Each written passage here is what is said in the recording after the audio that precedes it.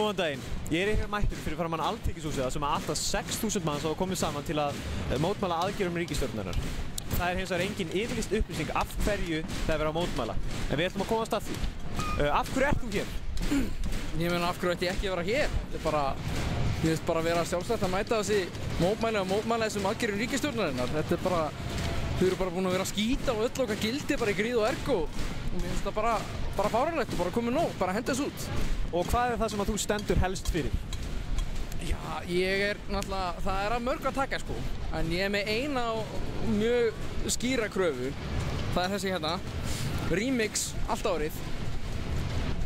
Já, og hvað meinar þú með því? Ég meina remix, þetta er náttúrulega þetta er bara mest svalandi og frískandi drykkur sem er til á markaðnum og ég meina það er bara alveg liggur við brot á mannréttindum að maður fá ekki að drekka þetta nema 3 mánuði á ári og síðan þarf maður að bíða bara heilt ár eftir þetta komi aftur að markaðnum. Þetta er bara fáránlegt. Já, og hvað er á þessu skilti sem þú ert með hérna?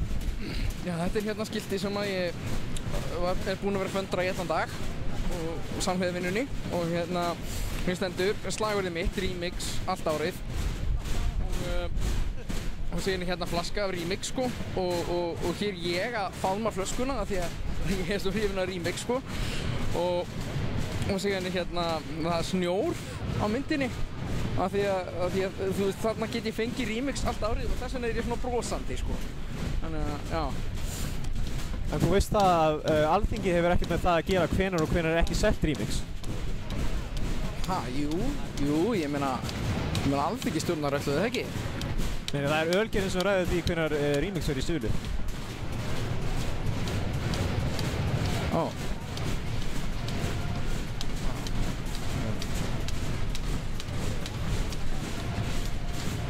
Þeir eru það hér fyrst, heyrjumst á sinni.